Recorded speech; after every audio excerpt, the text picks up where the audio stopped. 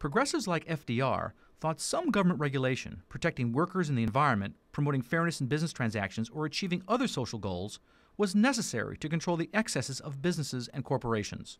Ronald Reagan, on the other hand, preached the gospel of laissez-faire capitalism, the discipline of the market and self-regulation, and the belief that government wasn't part of the solution, it was part of the problem. Which is the correct approach? That debate continues to this day. Are California businesses overregulated? Are there too many lawsuits? We'll ask Bill Woolman, an attorney with the law firm of Atkinson, Adelson, Loya, Root, and Romo; John Kabatak, the National Federation of Independent Businesses California Executive Director; and Brian Kabatak, the president of the Consumer Attorneys of California. Balancing jobs and justice. Is government regulation part of the problem or part of the solution? From Fresno, the Maddy Report, with Executive Director of the Maddy Institute, Mark Kepler. Welcome. Businesses often complain that there are already too many laws and regulations. That doesn't stop the California legislature from enacting new laws to address problems that it believes still exist. Nowhere is that more obvious than the area of labor and employment law. So what are the new laws and regulations that will welcome employers in 2013? We're fortunate to be joined by a labor and employment law expert, Bill Woolman, attorney with the law firm of Atkinson Adelson. Welcome to the Maddy Report. Thank you, Mark. Well, Bill, first of all, there's hundreds of laws that we could probably talk about the California legislature passes, but let's just talk about some of the more important ones. There's a new law, AB 1964, that expanded the protection of religious dress and grooming practices. So who is the law trying to protect, and what does it mean for employers? The law is designed to protect employees, not employers. Specifically, employees whose observation of their religion somehow impacts their place of employment. And the subtle change here that probably has the greatest impact is the inclusion of an undue hardship standard. What the law now requires is that employers must accommodate, unless they can show an undue hardship, the religious practices of their employees. And those religious practices include appearance, facial hair, jewelry, dress. So one of the things is, the Sikhs, for example, have a ceremonial sword that they sometimes carry. That could be part of this coverage under the law? If wearing that sword is a practice or a part of the observation of their religion, yes.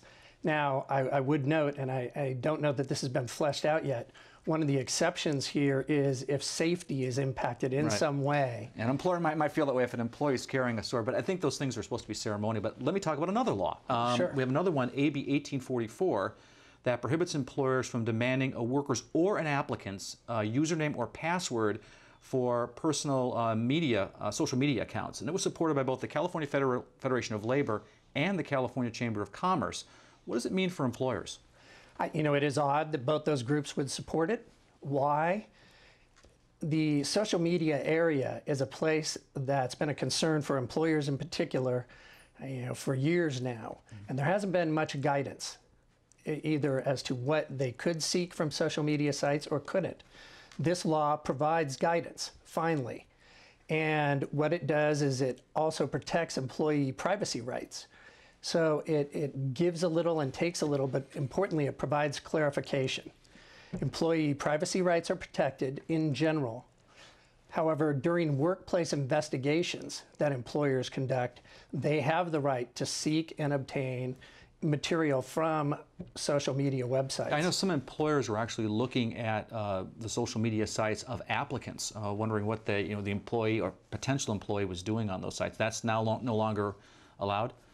Publicly available information can still be accessed by employers.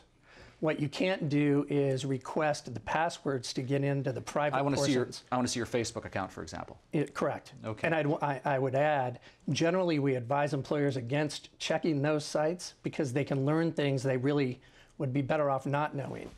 You don't want to find out an employee has a disability, then take some act that is adverse to that employee and have them claim wrongfully that it's because you knew they had a disability when in fact that had nothing to do with the decision you made. I think that's one of the reasons why employers might feel like there's, almost have to be a lawyer to be a manager these days. But let me give you another law. There's AB 2674, which talks about the inspection of personnel records, and it makes some changes regarding who can inspect them, their retention, et cetera. What are the changes?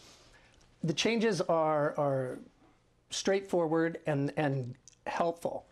The law has been for some time that employees had a right to review their personnel files, but certain details were never specified. This law provides various details, the most significant of which employers need to maintain personnel files for 3 years. They have to create a form that employees and former employees can use to request personnel files. Employee representatives, lawyers, clearly now are entitled to request this information on behalf of their clients. And it also specifies certain details regarding timing, how quickly these things have to be provided, what they're going to cost, and how that cost is going to be shared. Okay, well, there's another law, AB 2103, that amended the labor code so that an employer that pays a fixed salary to someone that's eligible for overtime can only use that salary for their regular non-overtime hours, even if the employer and the employee made an agreement to that effect. So was this law necessary, and will it increase employers' costs? You know, as a pro-employer attorney, I would tell you no. I think this is bad for everyone. Agreements were put in place that allowed for salaries to be paid to employees and have that salary cover part of the overtime due non-exempt employees. And this was something that would have been agreed upon between the employer and the employee. Now those agreements are void, and employers are going to have to go back and change the way these employees are compensated. It's going to result in probably reduced general or standard pay to that employee and only compensate them for the actual overtime they work. Whereas before, they would have been paid perhaps for overtime they didn't actually have to work. So I think in the end, this is going to be a bad thing for employees. It clearly means employers have to scrap those agreements now and restructure their compensation for these folks, so they're going to end up paying them a lot more. Okay.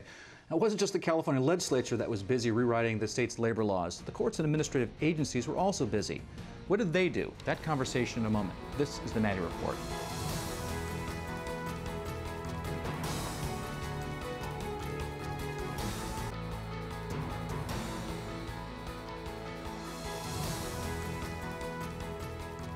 Welcome back. We're talking about new state laws impacting employers and employees in 2013 with Bill Woolman, a labor and employment law attorney with the law firm of Atkinson Anderson. Well, companies generally like it when a government commission goes away. Recently, there was an elimination of a California commission, the California Employment and Housing Commission. Could that elimination actually lead to higher costs for employers? You know, potentially. First of all, while that commission went away, immediately a new council was set up with the Department of Fair Employment and Housing. So the duties that were handled by one administrative agency have simply been moved to a different administrative agency. So they weren't doing that for economies of scale, perhaps? Perhaps. Okay. You know, that's the explanation given as part of the legislation. Okay. There were 5 administrative agencies that were altered in some fashion or eliminated. The concern would be the Department of Fair Employment and Housing, from an employer's perspective, generally is viewed as very pro-employee, and that's who's taken over the duties of this commission. So there is the potential that this could end up costing employers rather than saving any money. You know, there are lots of new state regulations out there, not just state laws, but regulations. One is in the area of employment discrimination. There's also talk about increased agency oversight. Do you think California employers are going to see a new wave of employment litigation lawsuits in the coming year? You know, it's been our experience, and certainly what I've seen personally over the last year, yes. ICE is definitely auditing I-9 compliance. The IRS and the Department of Labor have stepped up their auditing practices, focusing on classification of employees, whether we're properly classifying folks as exempt or non-exempt, and when employers try to classify someone as an independent contractor. Those are the primary areas of focus that we've seen these administrative agencies pursuing, and yes, it's stepped up quite a bit. Well, we have a Democratic federal administration, we have a Democratic state administration, so it would seem likely there probably would be more aggressive agency oversight. I tend to think that it is viewed as a profit source for the government in a certain sense. Well, I'll leave that off to the side for a second. Let's talk about the California Supreme Court, supposedly a nonpartisan place for decisions. One decision that they reached recently touches on the rights of union members to picket on privately owned walkways. What did the court say? As a pro-employer firm, it was a sad day when this decision came down, And what that case decided, or what the court decided in that case, was that picketing rights while on private property, when that private property is used as an access to particular types of businesses, picketing could occur. The private property owner didn't have the right to halt it as long as that picketing was peaceful. So the UFCW, United Food and Commercial Workers, which represents retail grocery workers, and all their disputes with Walmart, could find this a way to kind of picket Walmart? Definitely benefited them. Okay. There's another Supreme Court case, California Supreme Court case, that dealt with employers' obligations regarding meal and rest breaks. What did it find? This is referred to as the Brinker case. You may have heard of this. And what it did is it addressed whether or not employers have to police meal periods for employees. The law in California generally requires that if someone works over 5 hours, you have to provide a 30-minute meal period. The question was, do employers simply have to make that available, or do they have to make sure employees took that meal period? This was critical for employers because if they violate this, they have to pay an additional hour of wages to the employees. In a decision that benefits employers, the court decided that employers simply must make lunch breaks available. They don't have to police them and make sure the employees take it. So it was kind of a pro-employer decision? Absolutely. But still, some of those things really do add up, don't they? I mean, meal periods and stuff, it sounds like a innocuous 30 minutes here, 30 minutes there, but that really adds up when you add up all the employees that a company might have. Class action litigation involving these specific laws is rampant in California right now. That's why this decision was so important. You know, as we've seen, there are a myriad of laws out there and regulations and court decisions that are impacting employers, and this happens every year. So how are employers supposed to keep up with all these legal requirements? I generally give probably 3 pieces of advice in that regard. One, you have to be proactive. You must read and participate in some type of organization that will provide you information. Number 2, find specialized legal counsel and contact them on the front end. My mentor, Jay Jory, used to say, you can pay me now or pay me later, and it's always more expensive if you pay me later. And last, definitely contact or update your employment management tools that you have in your company, such as your handbooks. Yeah, employee handbooks. A lot of employers think that those things aren't legal, but those things are legally binding on an employer. Well, and very important for defining or resolving some of these issues we've talked about today. Okay, well, I want to thank Attorney Bill Woolman with the law firm of Atkinson Adelson for being here. Up next, a more general discussion of whether there's a need for government regulation, or should we just let the market decide? That conversation in a moment. This is the Maddy Report.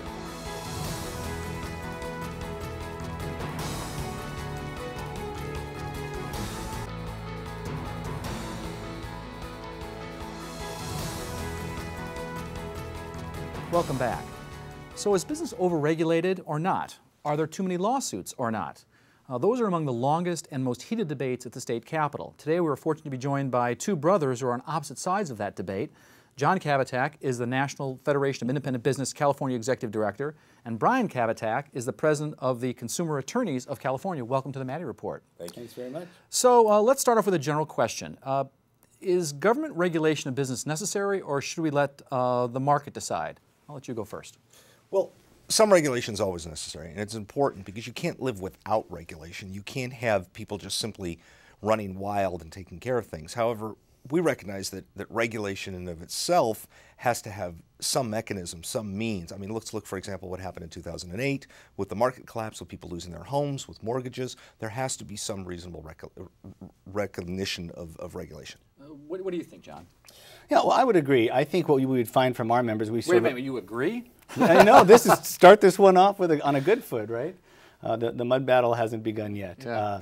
No, I think what we have found from our members, we serve about 20,000 small businesses across the state, is that the small business owners are not necessarily anti-regulation, anti-even government regulation. I think what we're finding from the average mom and pops out there is that there's just regulation upon permit that is such an albatross for them. It's just confusing and it's frustrating. So I don't think that they necessarily think, while they're very free market, I don't think they necessarily believe that government regulations as long as it's the right regulations and not overkill. Okay, well, maybe let me ask you this question. Is it maybe the way we regulate, would it be a better idea to create incentives to do the right thing instead of punishment for doing the wrong thing? I think absolutely. I think what we have found too much in California is, and what we hear from our members, is a gotcha mentality. As opposed to other states where there's really much more of a welcome, we really want to help you. How can we help you be more successful? So I think incentives, frankly, for small businesses, for businesses, but also incentives possibly for those who are within the state government structure itself. It's an idea we've actually been kicking around. How can we incentivize actually those who are working to help make businesses be successful? What do you think, Brian? Look, the incentive for good business is success, and everyone should have success. Everyone should have a reasonable opportunity to be successful. So let's not talk so much about good business practices, but let's talk about bad business practices. We should all be talking at all times about responsibility, personal responsibility. If you screw up, there's got to be a consequence. There has to be a mechanism. The government can't do it all the time. That's why we have the courts. That's why we have something that's put into place where we actually can take care of bad actors. No one wants bad actors. No bad lawyers, no bad business owners. It should be even, it should be fair. Let me ask you this question. What about cost-benefit analysis of the regulations that are enacted? Do you think that's a good idea, Brian? Well, I don't know what a cost-benefit analysis would be other than simply looking at the circumstances on a case-by-case basis. So we want to see what happens when a bad actor steps out of line and does something to hurt somebody, does something to injure somebody, somebody that loses their home as a result of a bad actor. And those are the people that we have to deal with. Let's not worry so much about the small business owners. My members, lawyers, are themselves small business owners. Well, John, you may have a different take on that. I would like to worry a little bit about the small business owners, if you please, but I think it's also a matter of the process. And I think what we have found is that there's a very convoluted process. I mean, just in 2010 alone, we found 107 different state agencies and departments issue 467 regulations, all at different times. There's a confusion with the process, there's a lot of redundant regulations, and I think what we need to do with the system is fix the bureaucracy, make sure that we're giving small businesses not only incentives, but frankly clarification. The small business owners are walking on eggshells these days. They need to have better predictability. What about periodically revisiting government regulations or even the underlying enabling statutes to see if they're still effective and or necessary? Well, and I'll point back to your cost-benefit analysis. We did support, and we were very pleased to have the governor sign Senate Bill 617 by Calderon, which actually will provide businesses the ability to have and require government to actually have a cost-benefit analysis attached to it. But in addition to that, I think what we can do is give some small businesses some greater predictability through understanding the legislation, understanding what regulations are coming through the process. They're just overwhelmed and they're just trying to do their job. What do you think? Sounds like neither of us are opposed to reasonable regulations. It's just potentially the manner in which you go about them. You know, it shouldn't be willy-nilly renewing and or eliminating regulations. There were certainly regulations 200 or 300 years ago about bringing horses inside public buildings that are no longer valid. We want to get rid of those, but you don't want to throw the baby out with the bathwater. You've got to look at each regulation. Every 5 years, every 10 years, revisit the regulations. What do you think, Brian? I don't think one size fits all. I think you have to look at it on a case-by-case basis. There are some regulations which are incredibly important that protect the life and well-being of everybody in California, not just business owners. Okay, well, when we come back, we'll talk about the thousands of lawsuits that are filed against and between businesses each year. Are they necessary to ensure justice and the rule of law, or are they just a frivolous waste of time and money? That conversation in a moment. This is the Maddy Report.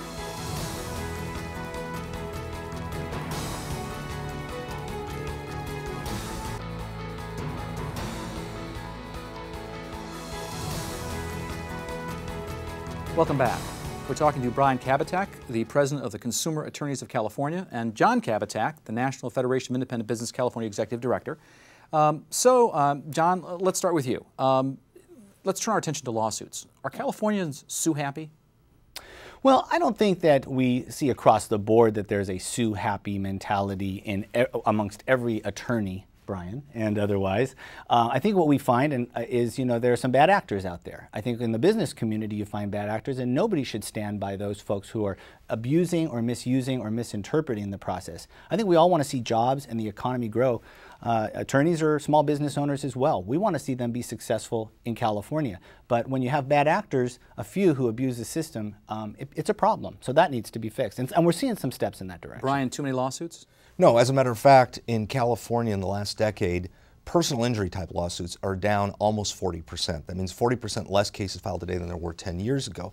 And for states to keep the statistic, we're very much near the bottom of per capita the number of lawsuits that are filed in the United States. It's interesting. PPIC did a study, and they found that in terms of regulation and litigation, California ranks anywhere from 43rd to 47th, which kind of surprised a lot of people that the number was so low. Right. Well, if you take a look at their statistics and how they come up with their study, they actually survey their own members. They go out and they survey businesses. They talk to corporate leaders. Why don't you actually talk to people on the street about lawsuits and about litigation, protecting them? So it's not a litigation explosion in California. In fact, it's a litigation de-explosion. They actually, that's actually what they're saying. They're saying that we're actually at the low end of the curve, not the high end of the curve, which was kind of surprising, I think, to some people. Well, let's talk about some limits on those who bring lawsuits. Should there be limits on the amount people can collect to win, like for pain and suffering? Should there be limits on who can sue? What do you think, Brian? Well, this is what I don't generally understand when we get into these debates, because usually the people that want limits are the same people who don't want any regulation or very limited regulation of their other businesses. So why don't we look at the United States Constitution that calls for a trial by jury? Why don't we decide to let juries make a decision about what the right amount is? When you start imposing limits, you're asking politicians, you're asking people in the Capitol to make a decision about how much your case is worth. What do you think, John? Well, I'm very pleased that we've actually begun to see some steps in the direction of that.